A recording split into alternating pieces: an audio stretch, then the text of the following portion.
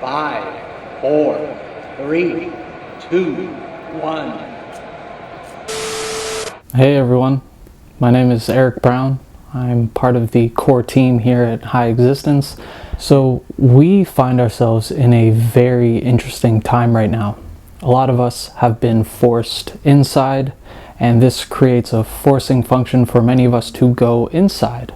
And we might find a lot of questions coming up, we might find a lot of uncertainty taking shape, and with this comes just a lot of noise, a lot of questions that it would be helpful to answer, but we might not know exactly how to do that. And so I have a few core questions. Originally, these came from an article I wrote a couple months ago called The 3 Most Important Questions for Millennials. I would actually flip this around and say these are the 3 fundamental questions for humans.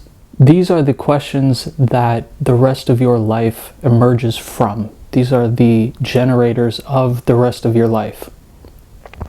And I want to add an important point before we dive into what the questions are and what they mean for you, which is we live in a culture and an age where if you don't answer these questions for yourself, they will be answered for you.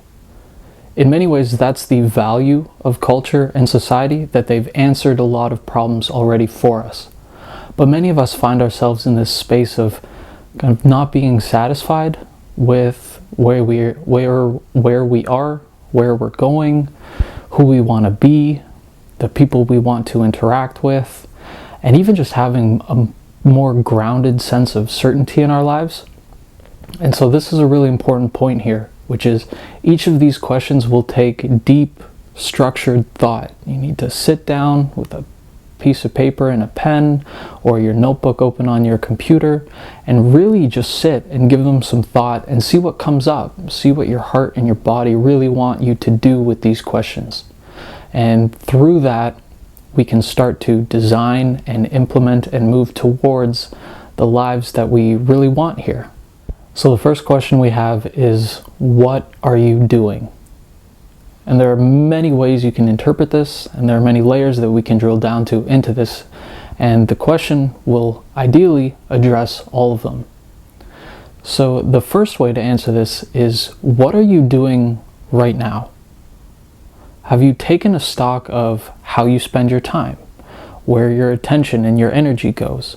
This is fundamental because many of us say that we're not living or that we don't have the lives that we want, but we have no idea how we're actually living our lives right now. A really important point here is that what you do with your life becomes your life. Now, what I mean by that is something like writers write. One precedes the other. So if you want to be a writer, if that's what you want to be doing with your life, you need in your day and with your energy to be writing. Same thing applies to anything. Designers design things, right? Managers manage people. If you want to be doing those things, you need to be doing them now. This is how you work towards embodiment, and then you progress along your path towards that end goal. So what are you doing right now? Take stock of that first. Then we get to drill upwards and look up and say, well, what am I doing, or what do I want to be doing in the kind of ideal future? Where do I want to go?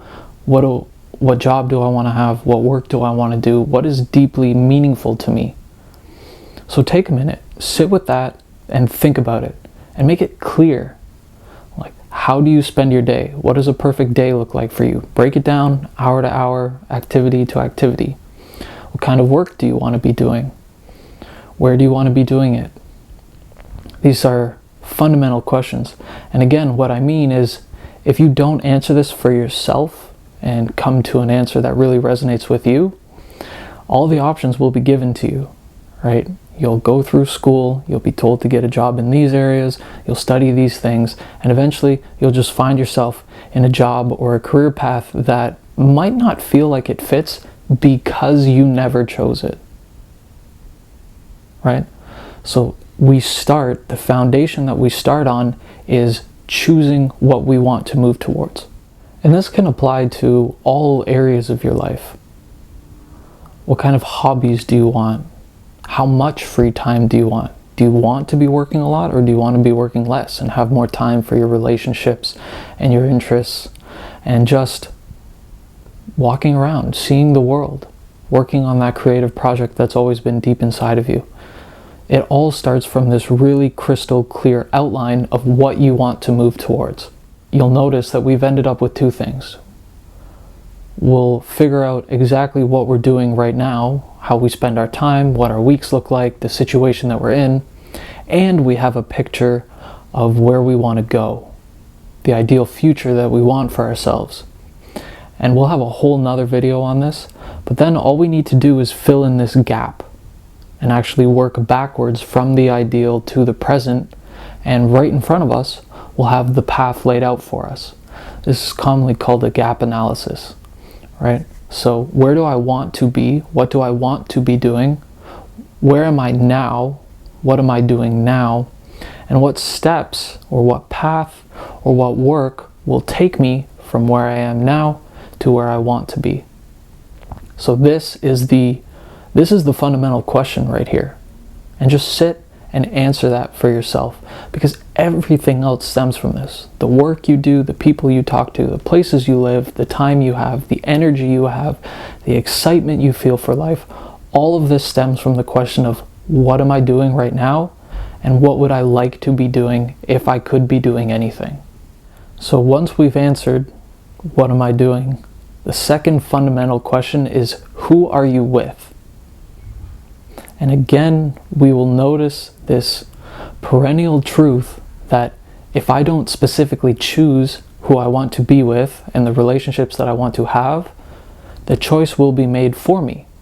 Maybe it'll just be the people that you grew up with. Maybe it'll just be the people that you work with. But did you make those decisions? Are those the people that you would get along with best, that you resonate with the most? Maybe not. So again, this is something that we need to sit down with and actually ask ourselves very clearly and come to an answer. What kind of people do I want to be speaking to? What conversations do I want to have? What am I looking for in a partner? What do I want my relationship with my family to be like? Jordan Peterson gives a really, really poignant example of this, which is imagine that you spend half an hour a day, not too long, but still a considerable chunk of time, just arguing or bickering with your spouse or your child, right? It's manageable on the day-to-day, but that adds up to 3.5 hours a week, 14 hours a month. And over the course of a year, you've spent nearly 3 full 9-to-5, 40-hour work weeks just doing nothing else other than arguing with someone that you say that you care about and that you would like to get along with. So the people that you are around, the people that get your time, energy, and attention have a huge, huge impact on you. Imagine the opposite was true. Imagine you were now spending half an hour with people who really brought out the best in you, who really saw the person that you wanted to be and helped you move towards that goal. Right, well now, the opposite's true. Now you'll spend 3.5 full work weeks moving towards that ideal that we just spoke about with question 1. What are you doing? People have a huge impact on us. We are social creatures by design, right? We feed off of others and we give them energy in return. So this, again, is a fundamental question to be asked of ourselves and answered intentionally, consciously. We need to make this decision. And then of course, we end up in the same situation of the gap. Who am I actually spending all of my time with now? What are the kind of relationships that I have with people? What are the ones that I want to move towards? Who do I actually want to be speaking to? What kind of network do I want to have? How many friends do I want to have? What's the quality and the depth of our friendships? And then of course, we can make the gap and fill in the steps that we need to take to move towards that full embodiment, that real ideal of the people that we spend our time with. Another way this is said is you become the average of the 5 people you spend your time with. Okay, think about that. You become the average of the 5 people you spend the most time with. So, first, answer that. Who do you spend the most time with? Maybe family, maybe your intimate partner, maybe your friends, maybe your coworkers. And take stock. If you were the average of all of them, what do you look like? Do you have a downward trajectory, or are they lifting you up? So these things need to be considered. We need to make these decisions consciously, because again, if we don't, we will be simply thrust along the assembly line and made into the average of the people that we surround ourselves with. So be very diligent with who gets your time, energy, and attention. The other thing here for a lot of us is because we are social creatures by design, we have an inclination to be social and feel like it's wrong not to.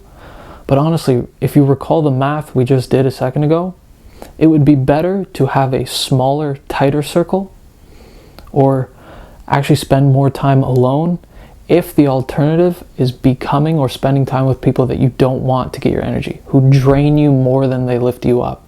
So don't be afraid to just minimize relationships, minimize the amount of time you spend out, because the productive time you could have to yourself will pay off way more than simply going through the cycle of arguing or being unsatisfied and maintaining that loop of just the up and down roller coaster of emotions that come with relationships. So this is a big one. Who are you with, and who do you want to be with? The other thing that we don't often consider here is that the right people will unlock doors for us. Right? So let's go back to the what are you doing? Right? Maybe you have a different career in mind in your ideal shape. Maybe you want to start a company. Maybe you want to raise money. Maybe you want to be in an intentional community. Right? If you can find the people who are already there, if you can find the others who share that vision with you, it unlocks parts of yourself and opportunities that we wouldn't have by ourselves. So the right people can also unlock a lot in us and for us, which is again more reason why we need to come back and say, who exactly do I want to be surrounded with? What are the kind of interactions that I want to be having in my life? This then leads us to the final foundational question for humans, which is, where do you live? This seems somewhat like an almost too idealistic question. Oh, well, if I could live anywhere, where would I live? But no, it is extremely important, because it is literally the environment that can help you reach the first 2 questions. The people that you want to be around and the things that you want to be working on and doing in your life. Right? A very easy example is, let's say you want to start a company, right? Would it be easier for you to do that in Nepal, or would it be easier for you to do that in San Francisco? Right? When asked like that, it becomes much more clear that the right environment can also help push us and make it easier to move and answer those first 2 questions. And not only answer, but actually move towards them and bring them into our lives. A really fun experiment here is, let's say you could live in any city in the world. Okay, how many cities are there? Well, if we define a city as anyone with about 150,000 people or more, a big city, there are over 4,000 cities that hit that mark in the world today. And who is to say that the random city that you were born and raised in and still living in suits your needs and wants and goals the best? It's actually useful to experiment, to move around a little bit, to try out different environments and see which one is best for you. A lot of people living in big cities often have this kind of dream of moving out into a cabin in the woods. Do you know that's actually what you want? Have you tried it before? Are you sure the spotty internet connection and lots of bugs and distance from friends, family, and people is what you want? It'd be a shame if you moved out there after having spent your whole life working towards this goal only to realize it wasn't what you wanted, or it doesn't measure up to what you thought it was going to be. This is the value of travel, particularly early on. If you're young or wherever you are right now, actually try spending some time in different places. Not only going as a tourist or a visitor, but just go hang out in the normal day-to-day. See if you like the culture, see if you like the climate, see if it actually fits and helps and augments the rest of your life. So where you live, A, is important in and of itself, right? How much sunlight do you get? Do you want more nature, or do you want the busyness of the city? It doesn't matter which you actually want. It doesn't matter what the answer is, so long as you are actually making that decision. You are coming to that answer for yourself, through yourself. And so here we are, the 3 fundamental questions for humans. What are you doing? Who are you with? Where do you live? Again, these don't have to be taken as jail sentences, right? The answer you come up with now may change, but at least you have a North Star, an orienting mechanism to work towards. And you have the ideal preferred version so that you can create the steps in between. So many of us, when we're in times of uncertainty or fear or just boredom, right, we find this dissatisfaction, but we always often say, well, I don't know what I can do to change this. I don't see the path in front of me. And that's what these questions solve. They take a very real stock of where you are. They get a very clear picture of where you'd like to be, who you'd like to be, what you'd like to be. And through that, you can just simply work backwards from where you want to be to where you are, and the steps are laid out right in front of you. And all it is then is a matter of getting to work and taking those steps.